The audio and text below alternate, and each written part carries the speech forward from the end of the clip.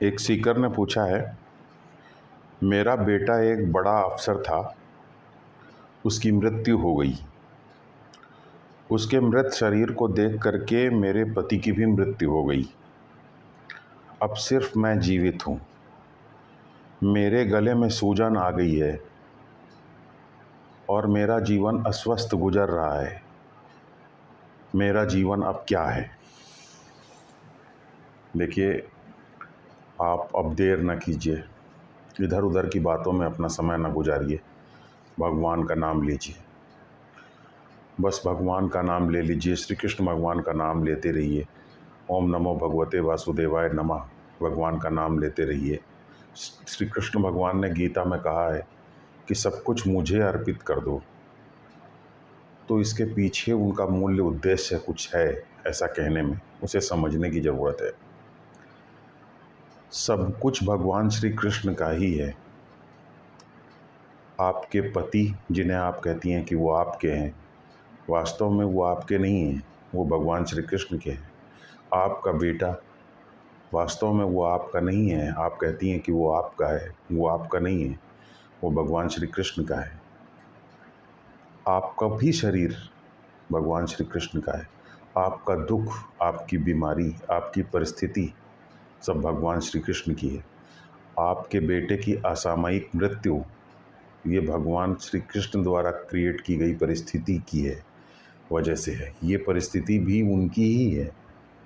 आपके हस्बैंड की असामयिक मृत्यु, आपके बच्चे को देख करके उनकी डेथ, ये असामयिक मृत्यु उनकी श्री कृष्ण भगवान की ही परिस्थिति है। उन्होंने ही इस परिस्थिति को पैदा किया है।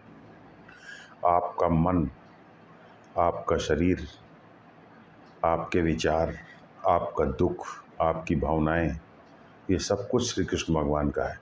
आपका कुछ नहीं है, आपका सिर्फ रियल सेल्फ है। ये सब चीज़ें, आपका शरीर, मन, विचार, रिश्तेदार, पति, बच्चा, ये सब आपका नहीं है, सब श्री कृष्ण भगवान का ही दिया हुआ है। आपका सिर्फ रियल सेल्फ है। जब ये सब आप श्री कृष्ण भगवान को दे देते हैं तो जो बचता है वही आपका रियल सेल्फ है, वही आपका है। स्वामी रामकृष्ण परमहंस, जो कि स्वामी विवेकानंद जी के गुरु थे, वो कहा करते थे कि जैसे आपने गांव में देखा होगा कि छत पर जो है एक पाइप लगा रहता है, पाइप के आगे एक राक्षस का मुंह बना रहता है, और जब बरसात का पानी, बारिश होती है तो ऐसा लगता है जैसे कि राक्षस के मुंह से पानी निकल रहा है। छत का पानी पाइप से जब बहता है और तो राक्षस के मुंह से निकलता है, तो राक्षस के मुंह को देख करके ऐसा लगता है जैसे कि राक्षस के मुंह से पानी निकल रहा हो। लेकिन स्वामी रामकृष्ण परमहंस ये कहते थे कि ये पानी राक्षस के मुंह से नहीं निकल रहा है, ये पानी तो आसमान से आ रहा है, ये पानी भगवान का दिया हुआ है। राक्षस का मुंह तो एक निमित्त है, राक्षस का मुंह तो सिर्फ एक अपीयरेंस है, दिखाई दे रहा है बस आपको कि उसके मुंह से पानी निकल रहा है।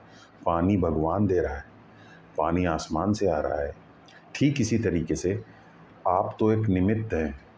आपके पति, आपका बच्चा, आपके बच्चे का बड़ा पद, ये सब एक निमित्त मात्र है। आपसे जुड़ा हुआ एक निमित्त है, इंस्ट्रूमेंट की तरीके से है ये। आप परिस्थितिवश आप ऐसा मान रहे हैं कि ये आपका है, वास्तव में तो ये भगवान श्री कृष्ण का है। सब कुछ भगवान श्री कृष्ण का है। तो जब हम भगवान श्री कृष्ण को सब कुछ दे देते हैं तो हम जीवन को फिर भगवान श्री कृष्ण की गार्जियनशिप में दे देते हैं। हम जीवन को भगवान श्री कृष्ण की मेंटरशिप में दे देते हैं। हम भगवान श्री कृष्ण के संरक्षण में आ जाते हैं, उनकी मेंटरशिप में आ जाते हैं, हम उनके संरक्षण में आ जाते हैं।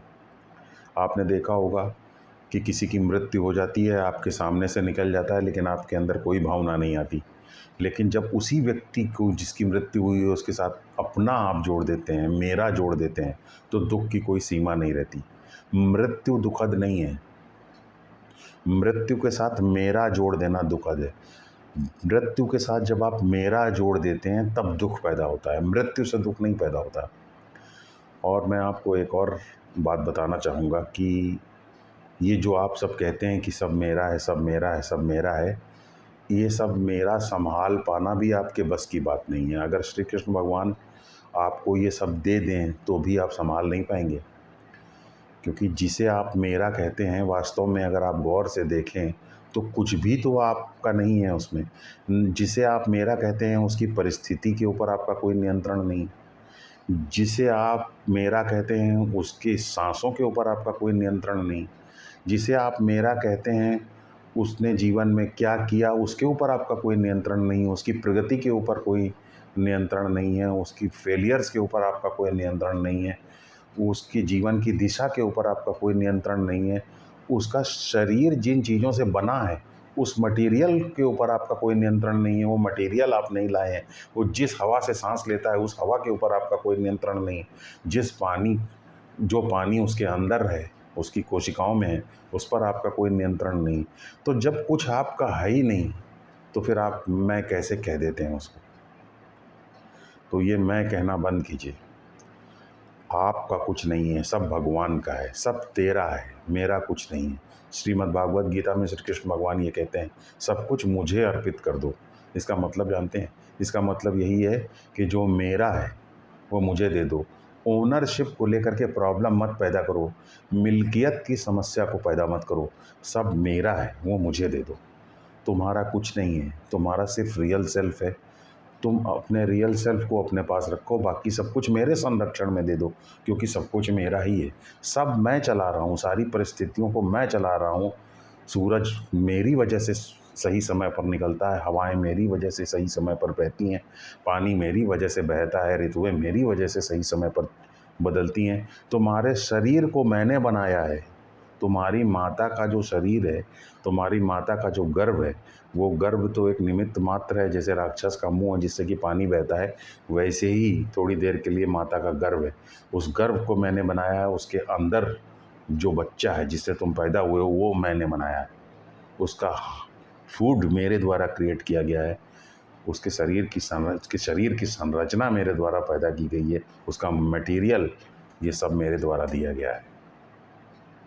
तो श्री कृष्ण भगवान कहते हैं कि ये तुम तो बस एक निमित्त हो जो अपने आप को कहते हो कि मेरा है। सब कुछ वास्तव में मेरा है। थोड़ा सा गौर करके देखोगे तो सब कुछ मेरा है। तो सब कुछ श्री कृष्ण भगवान को दे दीजिए। आपके गले में जो सूजन है इसका मेडिकल ट्रीटमेंट कराइए, लेकिन एक बात याद रखिए, गले में विशुद्धि चक्र होता है। इस विशुद्धि चक्र को खोलना पड़ता है। ये विशुद्धि चक्र जब ब्लॉक हो जाता है तो सूजन के रूप में दिखाई देता है। विशुद्धि चक्र कैसे खुलेगा आपका? मिल्कियत को खोल दीजिए। एक चीज़ अटकी हुई है। आपको एक लेसन देने के लिए ही, एक पाठ सिखाने के लिए ही आपकी मृत्यु नहीं हुई। आपका जीवन आपको दिया गया है। आपका जीवन एक रिस्पॉन्सिबिलिटी है। आपको ये जीवन दिया गया है ताकि आप एक सबक सीख सकें। वो सबक आपके गले में फंसा हुआ है। वो गले में जो सबक है वो मिल्कियत का सबक है। जो भगवान का है उसको भगवान को दे दीजिए। आपका गला बना है, सब तेरा है, सब तेरा है, सब तेरा है बोलने के लिए।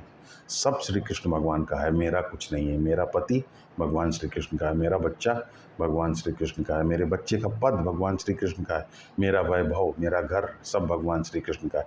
ये बोलेंगे जब आपका, तो विशुद्धि चक्र खुल जाएगा। और मौत का डर सिर्फ उसे है जो कहता है कि सब मेरा है। चूँकि हमारी दुनिया में, हमारे समाज में सब यही बोलते हैं कि सब मेरा है, सब मेरा है, सब मेरा है, इसीलिए मौत का इतना डर है।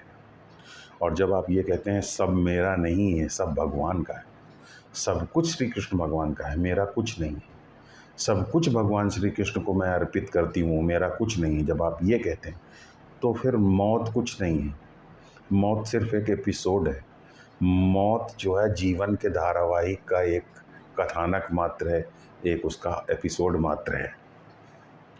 तो क्योंकि आपने सब कुछ भगवान को दे दिया तो मौत का डर भी खत्म हो जाता है।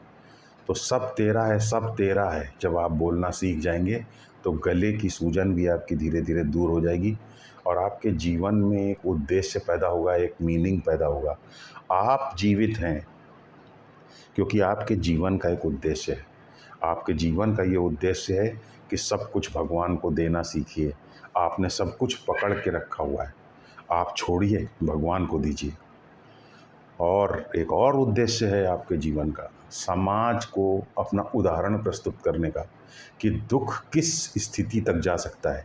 दुख की मैक्सिमम अधिकतम सीमा क्या हो सकती है, वो अधिकतम सीमा भगवान ने आपको दी है। इस अधिकतम सीमा को आप समाज को एक उदाहरण के रूप में इस अधिकतम सीमा को प्रस्तुत कर सकती हैं। और वो अधिकतम सीमा जब दुनिया देखेगी आपकी इस अधिकतम सीमा को, तो दुनिया ये जानेगी कि आपकी तुलना में उनका दुख कितना कम है। और आपने जो रास्ता चुना है सब कुछ भगवान को देने का, दुनिया भी भगवान को ही सब कुछ दे करके अपने दुख को चुने, अपने दुख को दूर करेगी। तो इस तरीके से आपका जीवन मीनिंगलेस नहीं है। जब सब कुछ मेरा है, आप ऐसा बोलते हैं, तो मृत्यु जो है आपके जीवन को मीनिंगलेस बना देती है। लेकिन जब आप कहते हैं कि सब कुछ भगवान का है, तो यही जीवन मीनिंगफुल हो जाता है, क्योंकि आप भगवान के संरक्षण में आ जाते हैं।